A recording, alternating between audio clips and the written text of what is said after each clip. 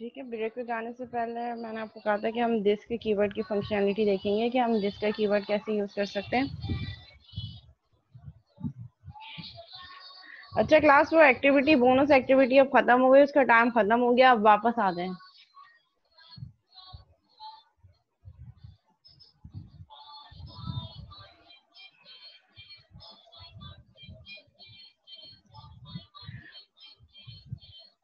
अब वापस लेक्चर की तरफ आ जाए, बोनस एक्टिविटी खत्म हो गई।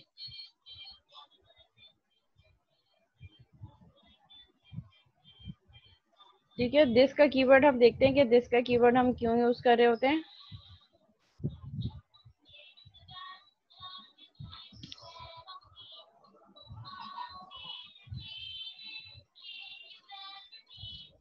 Suppose I have a class, class को हम नेम दे देते हैं, क्या नाम रखें क्लास का।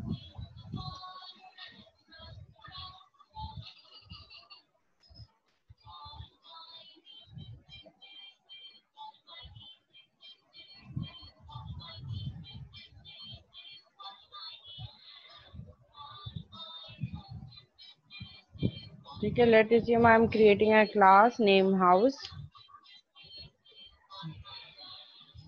ठीक है, इसकी फील्ड मैंने इसलिए हाउस सेलेक्ट किया क्योंकि इसमें हमारे पास मल्टीपल डाटा टाइप्स की फील्ड हो सकती हैं।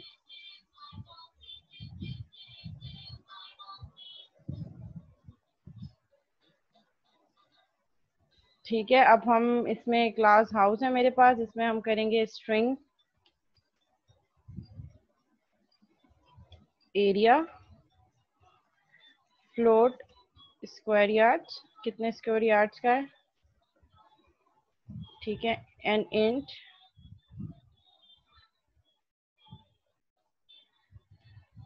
नंबर ऑफ रूम्स, ये रूम्स। ठीक है, तुम्हारे पास इंट स्ट्रिंग एंड फ्लोट तीनों डाटा टाइप्स आ गई।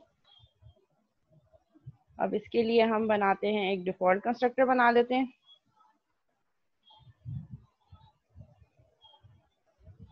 ठीक है, एक डिफॉल्ट कंस्ट्रक्टर हम बना देते हैं पब्लिक HOUSE हाउस।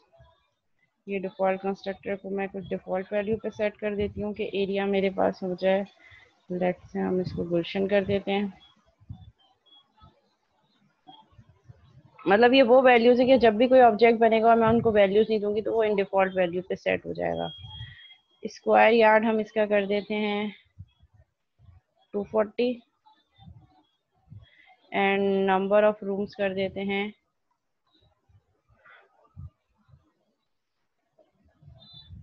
टोटल 5। ठीक है, ये मेरे पास डिफॉल्ट कंस्ट्रक्टर हो गया। फिर मैं एक कंस्ट्रक्टर बना देती हूँ हाउस का, जिसमें एक में मैं सिर्फ स्ट्रिंग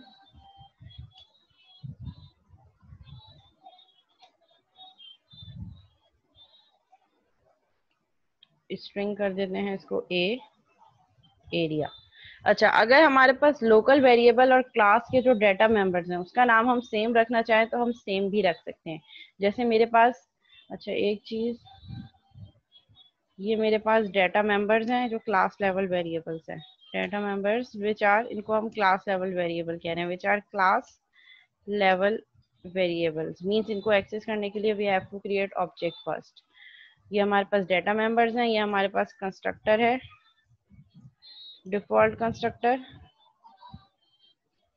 और यहाँ पे मैं बना देती हूँ एक पैरामीटराइज कंस्ट्रक्टर। ठीक है, ये मेरे पास पैरामीटराइज कंस्ट्रक्टर है।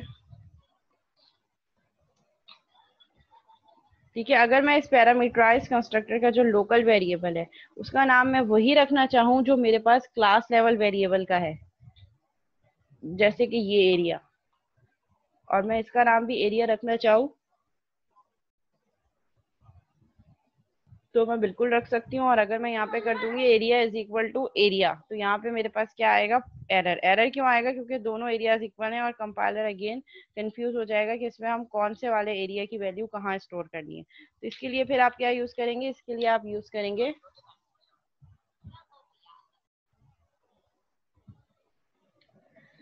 ठीक है, अगर मैं कर दूं एरिया इज पहले एरिया ये तो ये जो area is equal to area, यहाँ पे क्या हो जाएगा मेरे पास, assignment made to same variable, did you mean to assign something else. तो यहाँ पे कंपाइलर के लिए कंफ्यूजन हो जाएगी कि कौन सी वैल्यू कहाँ स्टोर करनी है। तो इसके लिए हम इसको डिस्टिंग्विश कैसे करते हैं, हम इसको डिस्टिंग्विश करते हैं थ्रू दिस के कीवर्ड। तो जो हमारे पास क्लास लेवल वेरिएबल होता है, जो हम लेफ्ट साइड पे रखते हैं, ठीक है, ऐसे ही होता है ना जब हम पैरामीटराइज कंस्ट्रक्टर यूज करते हैं, तो राइट साइड पे लोकल वेरिएबल होता है और लेफ्ट साइड पे हमारे पास क्लास लेवल वेरिएबल होता है। तो यहाँ पे हम यूज करेंगे दिस का कीवर्ड। और दिस का कीवर्ड किस लिए यूज होता है, क्लास लेवल वेरिएबल के लिए। तो अब यहाँ पे आप देखें एरर भी हट गया। अब आपका कंपाइलर फौरन जो है वो अंडरस्टैंड कर लेगा कि दिस के साथ जो वर्ड यूज हुआ है वो क्लास का वेरिएबल है और ये वो लोकल वेरिएबल है। तो लोकल वेरिएबल में यूजर जो वैल्यू पास करेगा वो एरिया में स्टोर होगी, और इस एरिया के थ्रू क्लास यानी कि दिस डॉट एरिया, मतलब इस क्लास का जो दिस क्या डिटरमाइन कर रहा है कि ये जो हमने दिस क्लास क्रिएट की है, इस क्लास का जो है ये डेटा मेंबर है एरिया। तो अगर आप सेम नाम रखना चाह रहे हैं पैरामीटर्स में भी, तो आप बिल्कुल सेम रख सकते हैं, लेकिन दिस के थ्रू आइडेंटिफाई करेंगे, और दिस जो है वो क्लास लेवल वेरिएबल को आइडेंटिफाई कर रहा होता है।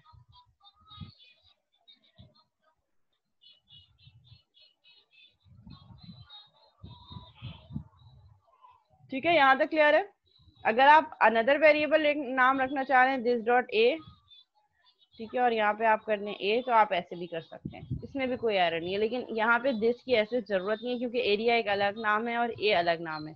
तो यहाँ पे कंपाइलर जो है वो उसके लिए मिसअंडरस्टैंडिंग क्रिएट नहीं होगी। तो आप दिस का कीवर्ड अगर हटा दें तो कोई प्रॉब्लम नहीं है। लेकिन अगर आप सेम नेम रख रहे हैं, आप चाह रहे हैं कि जो पैरामीटर है उसका नाम भी एरिया ही में मुझे रखना है, तो फिर यहाँ पे आप जब एरिया करेंगे तो फिर यहाँ पे कंपाइलर के लिए मिसअंडरस्टैंडिंग होगी, कंफ्यूजन हो जाएगी कि कौन से एरिया की वैल्यू कहाँ स्टोर करनी है। तो इसके लिए जो फिर क्लास लेवल वेरिएबल है उसके साथ आप यूज करेंगे दिस डॉट एरिया।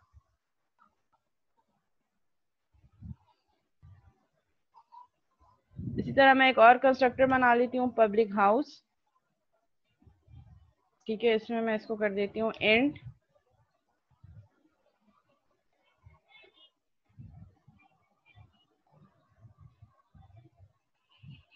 रूम्स। ठीक है, सेम नेम है इसीलिए हम इसके लिए क्या यूज करेंगे, दिस डॉट रूम, यानी कि क्लास लेवल का जो देखें ये रूम, जैसे ही मैंने दिस डॉट किया तो इसने मुझे क्लास का वेरिएबल दिखा दिया room. This dot room is equal to जो मेरा लोकल वेरिएबल मैंने रखा है उसकी वैल्यू इस रूम में सेट कर दे। ठीक है, सिमिलरली हम एक और कंस्ट्रक्टर बनाते हैं पब्लिक हाउस, और इसमें हम कर देते हैं फ्लोट SQER। ठीक है, ये भी सेम है, तो इसको हम कर देते हैं दिस डॉट स्क्वायर यार्ड। ये क्लास लेवल वेरिएबल है, इसकी वैल्यू क्या सेट कर दो, जो हमारे पास लोकल वेरिएबल SQYD में स्टोर है। फिर सिमिलरली मैंने एक और कंस्ट्रक्टर बना दिया पब्लिक हाउस, जिसमें मैं ये तीनों फील्ड्स रख लेती हूँ, स्ट्रिंग एरिया, ठीक है, इंट रूम्स वही सेम नाम रखे मैंने, और फ्लोट। देखें तो आप कोई भी कंस्ट्रक्टर रिपीट नहीं हो रहा। फर्स्ट कंस्ट्रक्टर डिफॉल्ट कंस्ट्रक्टर है, ठीक है। सेकंड वाला जो कंस्ट्रक्टर है मेरे पास वो कौन सा कंस्ट्रक्टर है, पैरामीटराइज कंस्ट्रक्टर है जो एक स्ट्रिंग इनपुट ले रहा है। सेकंड वाला कंस्ट्रक्टर पैरामीटराइज कंस्ट्रक्टर जो इंटीजर इनपुट ले रहा है। थर्ड वाला पैरामीटराइज कंस्ट्रक्टर जो फ्लोट इनपुट ले रहा है। और एक और कंस्ट्रक्टर मैंने बनाया पब्लिक हाउस जो कि 3 इनपुट ले रहा है, जिसमें स्ट्रिंग, इंट और फ्लोट तीनों यूज हो रहे हैं। स्ट्रिंग एंड फ्लोट हम इसको कर देते हैं SQYD, यानी कि जब यूजर तीनों वैल्यूज पास करे तो ये वाला कंस्ट्रक्टर कॉल हो। और दिस के थ्रू हम ये चीजें स्पेसिफाई कर लें कि क्लास लेवल एरिया की वैल्यू लोकल वेरिएबल एरिया के इक्विवेलेंट, क्लास लेवल यानी कि this dot room is equal to जो हमारा लोकल वेरिएबल रूम में वैल्यू पास हो वो, and this dot SQYD is equal to जो मेरा लोकल वेरिएबल है SQYD, इसकी वैल्यू कॉल हो जाए। ठीक है, अब मैं एक ओवरलोडेड कंस्ट्रक्टर बनाती हूँ, और वो ओवरलोडेड कंस्ट्रक्टर मेरे पास कैसे बनेगा, उसमें मैं रख लेती हूँ first one string A let's say, second में कर देती हूँ फ्लोट, सीक्वेंस आगे पीछे कर दी मैंने, एंड इंट आर लेट से। ठीक है, ये मेरे पास कौन सा हो गया, ओवरलोडेड कंस्ट्रक्टर हो गया। और इस ओवरलोडेड कंस्ट्रक्टर में मैं वैल्यू सेट करवा देती हूँ area is equal to A, this की जरूरत नहीं है क्योंकि मैंने नाम लोकल वेरिएबल्स के डिफरेंट रखे हैं। S Q Y D is equal to S and then rooms is equal to R. तो ये मेरे पास एक ओवरलोडेड कंस्ट्रक्टर हो गया। फर्स्ट वाला कंस्ट्रक्टर पहला इनपुट स्ट्रिंग ले रहा है, दूसरा इंटीजर और थर्ड फ्लोट। ये वाला कंस्ट्रक्टर जो ओवरलोडेड कंस्ट्रक्टर है वो फर्स्ट इनपुट स्ट्रिंग ले रहा है, सेकंड इनपुट फ्लोट ले रहा है और थर्ड इनपुट इंटीजर ले रहा है। तो यूजर जिस सीक्वेंस में इनपुट पास करेगा उसी की बेसिस पे आपका कंपाइलर डिटरमाइन करेगा कि कौन सा कंस्ट्रक्टर कॉल होगा। अगर यूजर स्ट्रिंग, इंट और फ्लोट इनपुट दे रहा है तो ये वाला कंस्ट्रक्टर कॉल होगा। अगर यूजर स्ट्रिंग, फ्लोट और इंटीजर इनपुट देगा तो ये वाला कंस्ट्रक्टर कॉल होगा। तो ये मेरे पास ओवरलोडेड कंस्ट्रक्टर हो गया। ये सारे के सारे पैरामीटराइज कंस्ट्रक्टर हैं सिवाय फर्स्ट वन के, और ये ओवरलोडेड कंस्ट्रक्टर भी है। कंस्ट्रक्टर ओवरलोडिंग कर रहे हैं हम, constructor having same name but different parameters.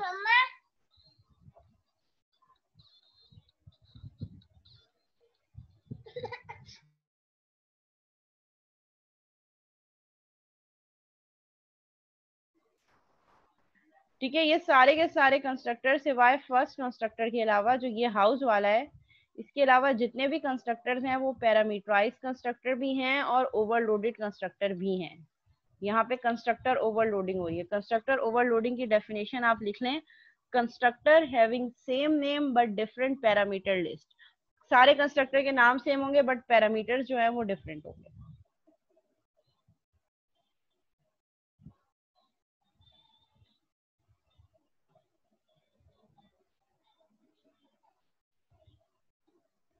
बिल्कुल हो सकता है, ये मैंने सिर्फ एक्सप्लेन करने के लिए किया है कि आप अलग अलग भी कर सकते हैं। अगर यूजर अलग अलग वैल्यूज देना चाह रहे हैं तो हम उसके लिए अलग अलग कंस्ट्रक्टर्स भी बना सकते हैं।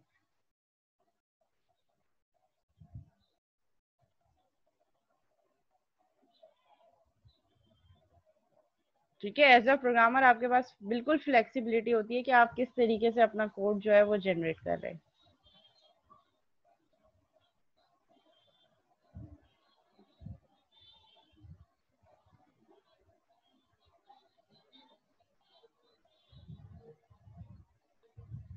ठीक है, ये मेरी क्लास की कंप्लीट हो गई। अब फिर एक और क्लास में मैं ऑब्जेक्ट बनाती हूँ, house h is equal to new house.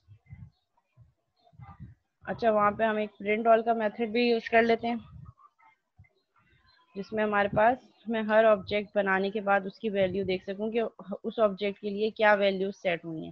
तो एक मेथड बना लेते हैं प्रिंट ऑल का। It is not a mandatory method but मैं इसलिए कर रही हूँ कि हम हर ऑब्जेक्ट के साथ साथ उसकी वैल्यूज भी चेक कर सकें। So console dot write line,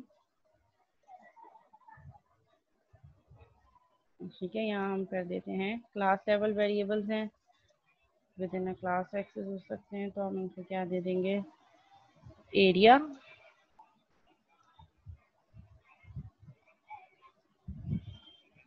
then मेरे पास आ गया square yard, then I have rooms. ठीक है, अब मैंने फर्स्ट वाला ऑब्जेक्ट जो क्रिएट किया है वो डिफॉल्ट कंस्ट्रक्टर के थ्रू किया है, और मैं इस फर्स्ट वाले ऑब्जेक्ट से प्रिंट ऑल का मेथड कॉल करवा देती हूँ। ठीक है, तो ये मुझे क्या वैल्यूज देगा, गुलशन 245, ये वो वैल्यूज हैं जो डिफॉल्ट वैल्यूज हैं जो मैंने इस डिफॉल्ट कंस्ट्रक्टर में रखी थी, ये वाली।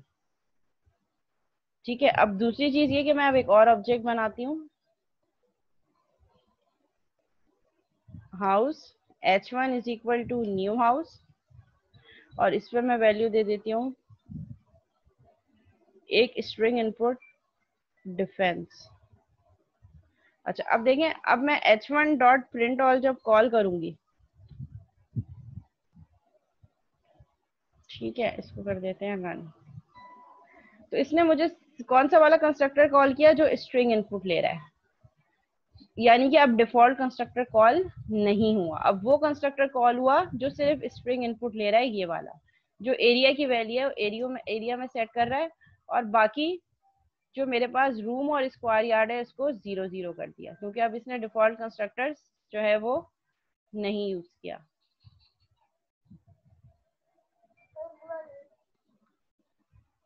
ठीक है, फिर मेरे पास नेक्स्ट जो है, मैंने एक और ऑब्जेक्ट बनाया, house H2 is equal to new house. इसमें मैंने नंबर ऑफ रूम्स बता दिए 4 हैं लेट से। तो अब ये कौन सा वाला कंस्ट्रक्टर कॉल करेगा? ये कॉल करेगा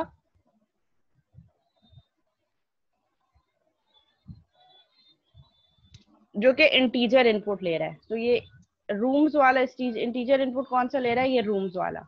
तो ये रूम की वैल्यू सेट करेगा और एरिया और स्क्वायर यार्ड मेरे पास 0 कर देगा। इसको मैं रन करूंगी। ठीक है, क्योंकि मेरे पास एरिया स्ट्रिंग होता है और स्ट्रिंग की डिफॉल्ट वैल्यू नल होती है, इसलिए यहाँ पे इसने क्या कर दिया? नल। और स्क्वायर यार्ड 0 कर दिया और नंबर ऑफ रूम्स 4 प्रिंट करवा दिया। लेट से हमने स्क्वायर यार्ड की वैल्यू देना चाहूँ, इट मीन्स कि ये यूजर पे कि वो अगर कोई एक स्पेसिफिक फील्ड दे रहा है, बाकी सबको 0 0 कर रहा है, तो वो इस तरीके से भी करना चाह रहा है तो कर सकता है। House H3 is equal to new house.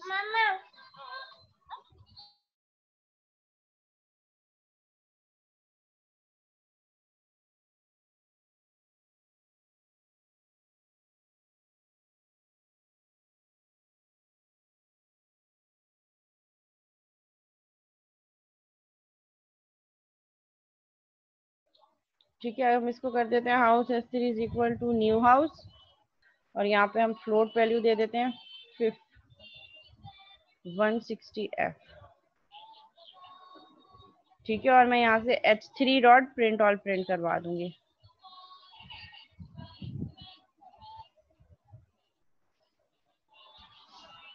ठीक है, तो इसने स्क्वायर यार्ड 160 कर दिया, जो मैंने 160 फ्लोट दिया था। एरिया 0 कर दिया, नंबर ऑफ रूम 0 कर दिए, और एरिया क्योंकि स्ट्रिंग था तो स्ट्रिंग की डिफॉल्ट वैल्यू इसने नल कर दी। नल मीन्स नथिंग, कुछ भी नहीं, एम्प्टी।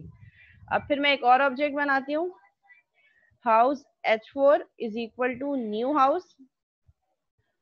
इसमें मैं क्या वैल्यूज दूंगी? इसमें मैं वैल्यूज दूंगी, फर्स्ट वन हम दे देते हैं लेट से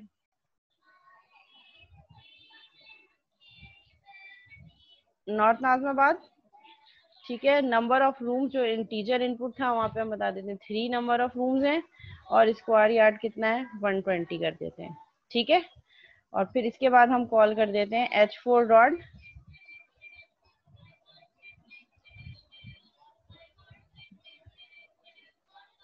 ठीक है, इसको रन कर देते हैं।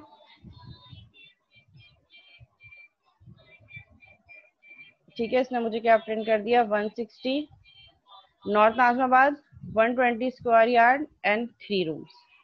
इसी तरह मैं एक और ऑब्जेक्ट बना देती हूँ जिसमें हमारे पास सीक्वेंस आगे पीछे थी, इंटीजर बाद में था और फ्लोट पहले था। ठीक है, इसको H5, एक नाम का सेम ऑब्जेक्ट नहीं बन सकता, H4 मैं करूंगी तो एरर देगा। तो यहाँ पे हम इसको कर देते हैं H5। एरिया का नाम हम क्या कर सकते हैं? कुछ भी कर दें, गुलिस्तान में शहर कर दें। ठीक है, और फर्स्ट वैल्यू फ्लोट है तो हम इसको कर देते हैं 240 फ्लोट, और नंबर ऑफ रूम्स मैं इसको कह देती हूँ 4 है। ठीक है, और H5 डॉट प्रिंट ऑल करवा देते हैं। अब इसको रन कर देते हैं। ठीक है, तो उसी के अकॉर्डिंगली जो कंस्ट्रक्टर, जो वैल्यूज मैं पास करूंगी उसी के अकॉर्डिंगली वो कंस्ट्रक्टर कॉल करेगा। पहले कंस्ट्रक्टर कॉल होगा, उसके बाद फिर ये वापस यहाँ, जैसे कंस्ट्रक्टर कॉल हो गया वापस यहाँ आएगा, फिर उसी ऑब्जेक्ट के नाम के साथ मैंने प्रिंट ऑल का मेथड कॉल किया जो उस ऑब्जेक्ट के लिए सारी वैल्यूज को प्रिंट करवा रहा है। मामा, एक कंफ्यूजन थी, सवाल था। जी जी बोलो, क्या क्वेश्चन है? इसमें ये सवाल था कि जब हम पैरामीटराइज जब कंस्ट्रक्टर बनाएंगे, जब भी क्लास लेवल एट्रीब्यूट डिक्लेयर कराना जरूरी होंगे? जी जी। अगर डिफॉल्ट कंस्ट्रक्टर नहीं बनाते, सिर्फ पैरामीटराइज कंस्ट्रक्टर बनाएंगे, तब भी क्लास लेवल एट्रीब्यूट डिक्लेयर कराना जरूरी होंगे?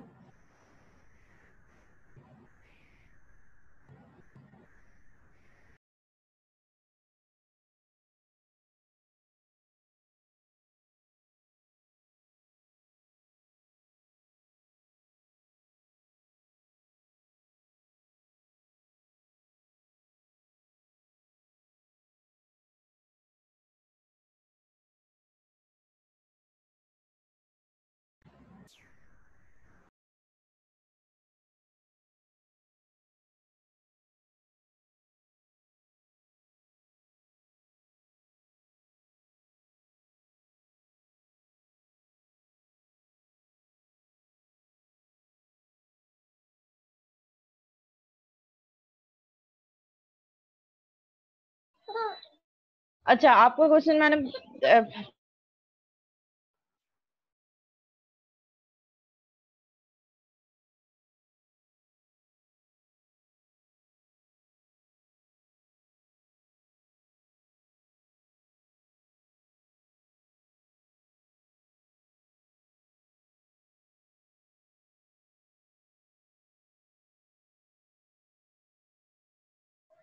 ओके, अगर हमने एक पैरामीटराइज कंस्ट्रक्टर बनाए हैं सारे इन केस, और मैंने डिफॉल्ट कंस्ट्रक्टर नहीं बनाया, ठीक है, लेट एज्यूम कि मैं इस डिफॉल्ट कंस्ट्रक्टर को यहाँ पे कमेंट कर रही हूँ, ठीक है, डिफॉल्ट कंस्ट्रक्टर नहीं है मेरे पास, वी आर एज्यूमिंग, ठीक है, और मैं क्या कह रही हूँ कि मैंने सारे पैरामीटराइज कंस्ट्रक्टर बनाए हैं।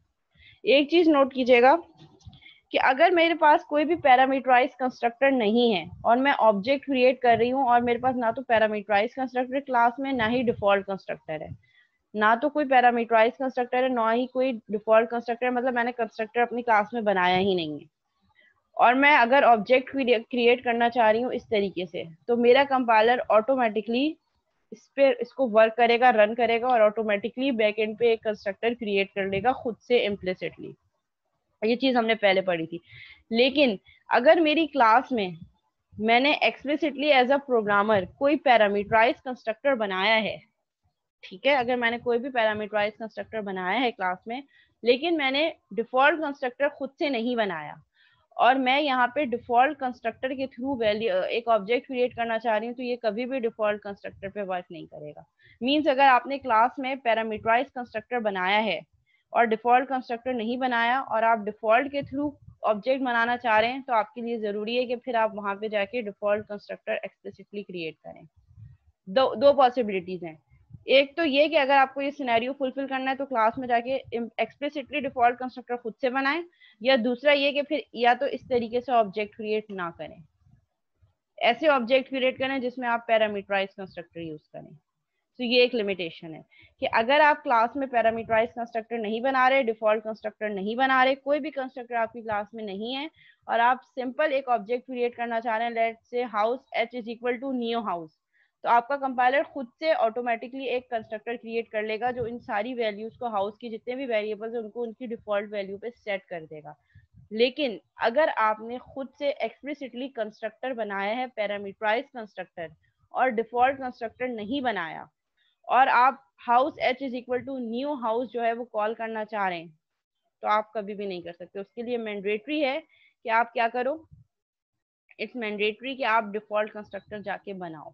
मैंने यहाँ से डिफॉल्ट कंस्ट्रक्टर कमेंट कर दिया था, और मैं फिर चाह रही थी कि मैं एक ऑब्जेक्ट ऐसा बनाऊं जो डिफॉल्ट कंस्ट्रक्टर के थ्रू बन रहा हो।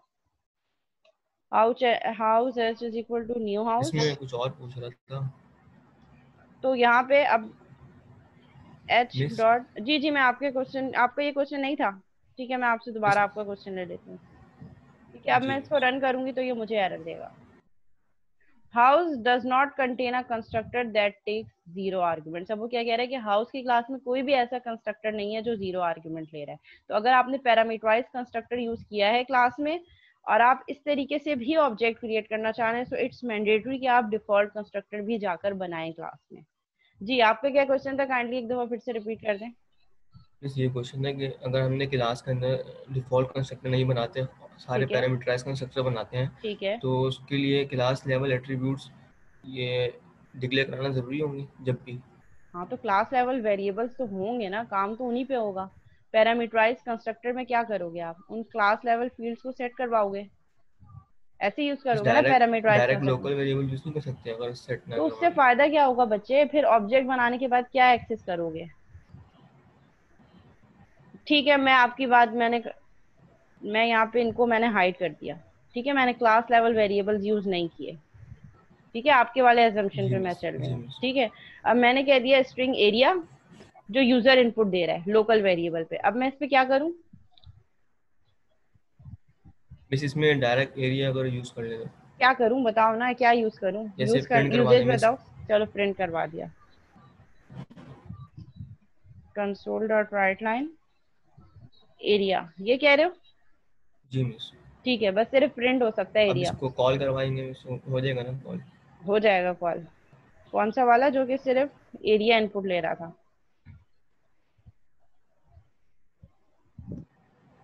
अच्छा, एरर आया है।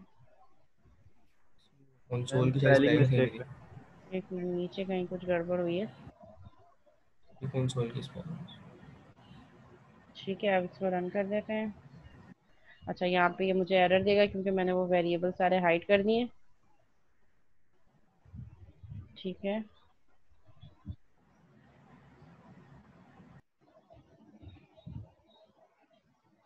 लेकिन मुझे समझ नहीं आ रहा कि ऐसा सवाल आपके माइंड में क्यों आया। मिस जैसे मेथड के अंदर हम वैल्यू पास करवाते हैं, तो कंस्ट्रक्टर में भी अगर वैल्यू पास करवा रहे हैं तो फिर बेटा, कंस्ट्रक्टर और मेथड्स आर डिफरेंट।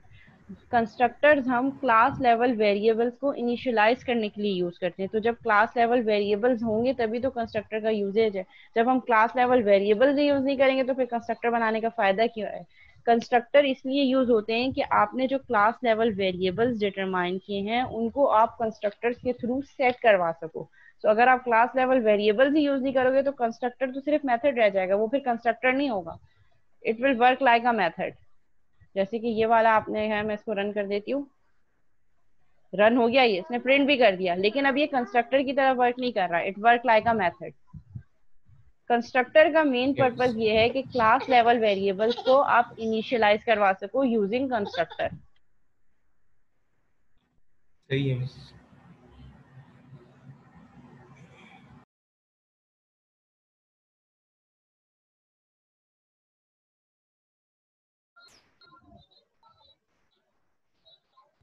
जी अब्दुल्ला, क्या क्वेश्चन है?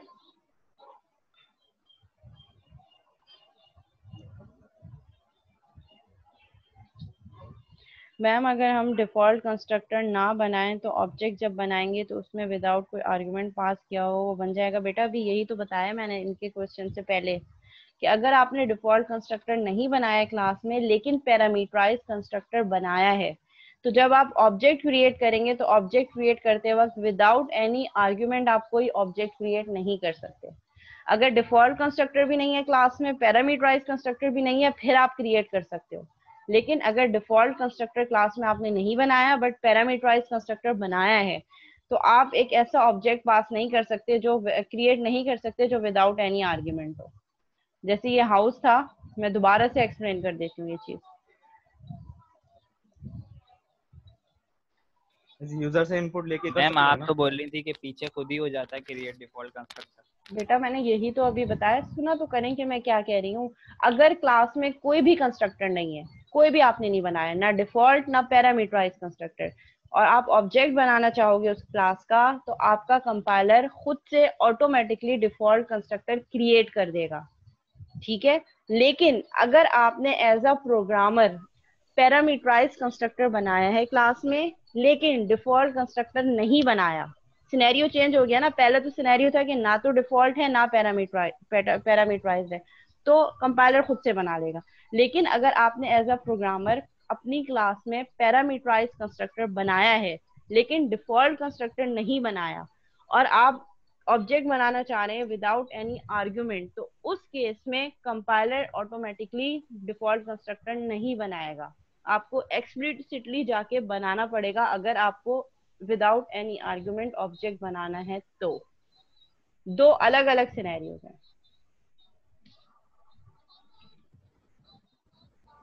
जी, क्लियर हो गया?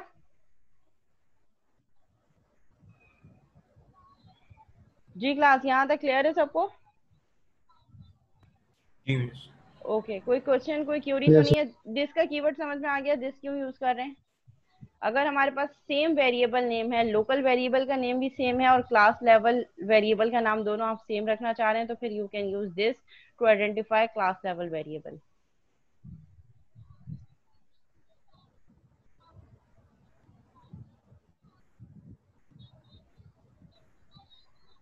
अच्छा जी, इसको मीटिंग एंड होने वाली है। मीटिंग एंड होती है तो फिर हम दोबारा से रिज्वाइन करेंगे। एक 10 मिनट्स की लास्ट मीटिंग होगी। ठीक है, अच्छा मैं यहाँ पे शेयरिंग ऑन कर रही हूँ। अच्छा, लेक्चर 4 में एक लास्ट टॉपिक है हमारे पास, कंस्ट्रक्टर के साथ ही कनेक्टेड है डिस्ट्रक्टर, पर इसको मैं अभी फिलहाल के लिए होल्ड कर रही हूँ, ये मैं अभी नहीं करवाऊंगी। ये चीज आप माइंड में रखिएगा ये हम मिड के बाद कंप्लीट करेंगे कि डिस्ट्रक्टर मेथड क्या होता है, ये मैं अभी नहीं करवा रही।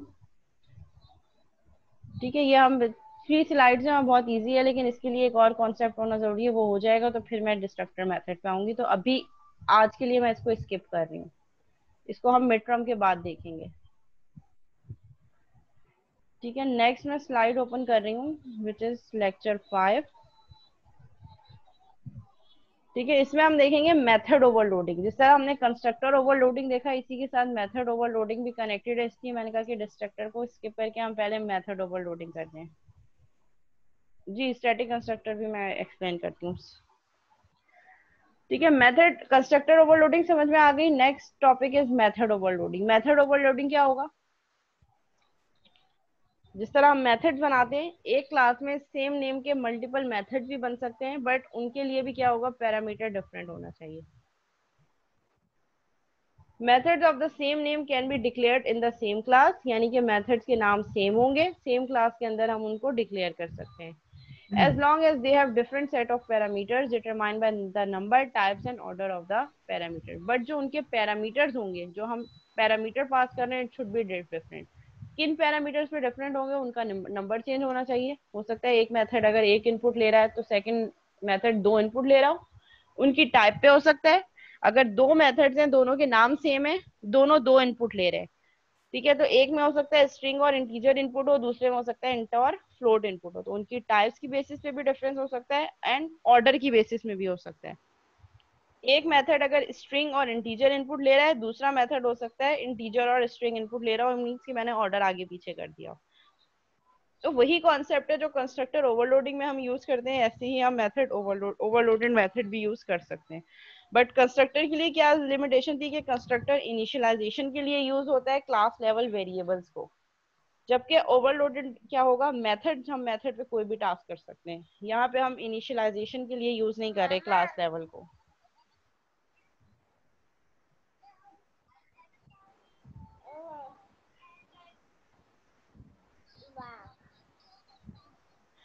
Method overloading is commonly used to create several methods with the same name. इसका ऑब्जेक्टिव क्या है? मेथड ओवरलोडिंग हम क्यों कर रहे होते हैं? Method having same name, several methods with the same name, we can create बहुत सारे मेथड्स सेम नेम के हम क्रिएट कर सकें दैट परफॉर्म द सेम और सिमिलर टास्क, जो कि हो सकता है कि सेम और एक जैसे टास्क परफॉर्म कर रहे हो, बट जो डेटा टाइप्स हम उनको आर्ग्यूमेंट पास कर रहे हो वो आर्ग्यूमेंट डिफरेंट हो। ठीक है, ये इन्होंने एक एग्जांपल दी है। ठीक है, एग्जांपल क्या है?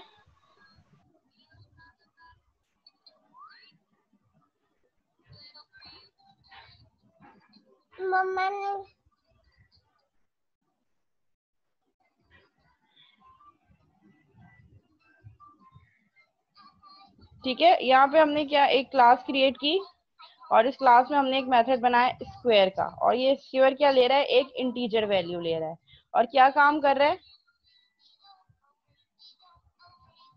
रिटर्न कर रहा है int value multiply by int value, यानी कि जो इंटीजर वैल्यू इसमें एज एन आर्ग्यूमेंट पास हुई है उसी को मल्टीप्लाई करके उसी से रिटर्न कर रहा है।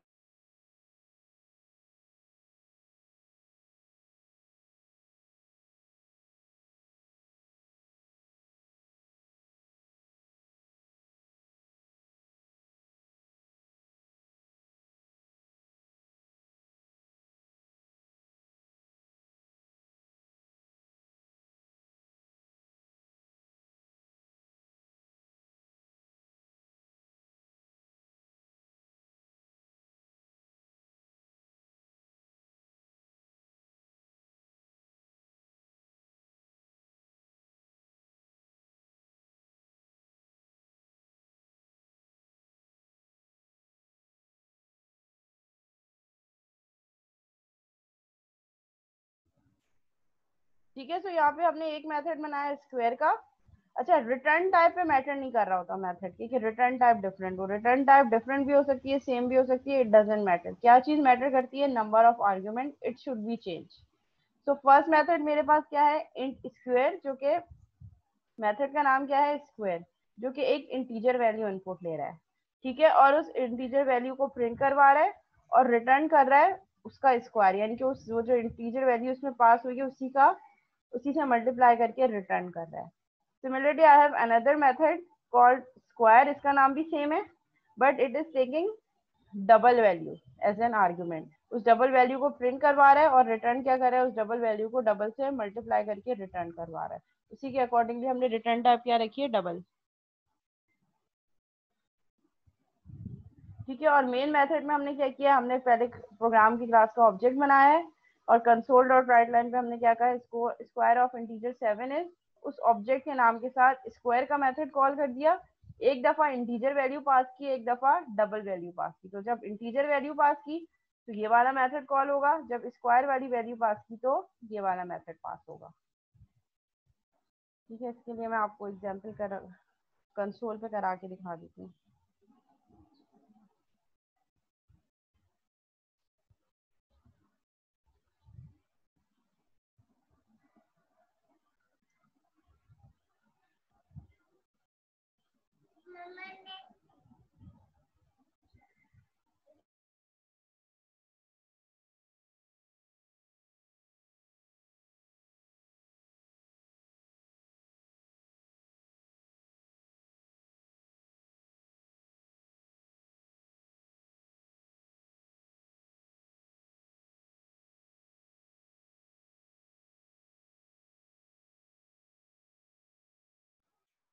आप म्यूट है।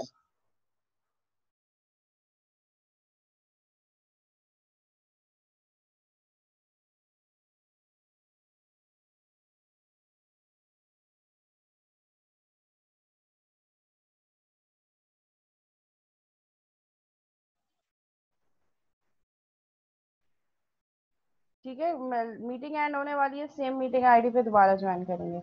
मैंने मैथ की एक क्लास बनाई, इसमें मैंने क्या किया, मैंने कहा एक मेरे पास मेथड है पब्लिक, मैं चाह रही हूँ तो मैं रिटर्न टाइप वॉइड रखती हूँ। वॉइड स्क्वायर का एक मेथड है जो कि एक इंटीजर वैल्यू ले रहा है आई, और फिर मेरे पास एक और मेथड है पब्लिक, सेम मेथड है वॉइड स्क्वायर, उसका नाम भी सेम है बट इसमें मैं क्या इनपुट दे रही हूँ, फ्लोट एफ।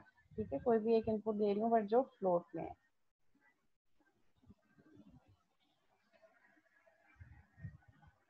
ठीक है, और इसमें मैंने क्या दे दिया, कंसोल डॉट राइट लाइन पे प्रिंट करवा दो आई मल्टीप्लाई बाय आई, यानी कि आई को मल्टीप्लाई करवा दो आई से और कंसोल पे प्रिंट करवा दो। सिमिलरली नेक्स्ट वाला मेथड जो स्क्वायर है उसका नाम भी सेम है बट क्या डिफरेंस है, type of parameters, F multiply by F. मैंने मैथ की क्लास बनाई, मैथ की क्लास में मैं क्या कर रही हूँ, क्लास मैंने अभी अटेंडेंस सेंड करने का नहीं कहा, लास्ट वाली जो मीटिंग होगी उसमें हम अटेंडेंस लेंगे।